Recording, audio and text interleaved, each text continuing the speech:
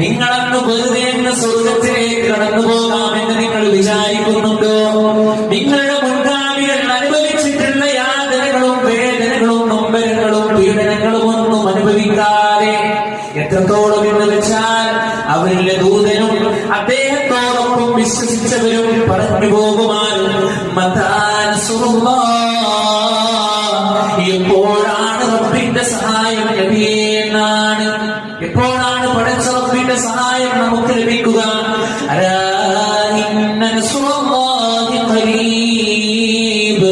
അറിയണേ, പടച്ച റബ്ബിന്റെ സഹായം ഏറ്റവും അടുത്താവുന്നു.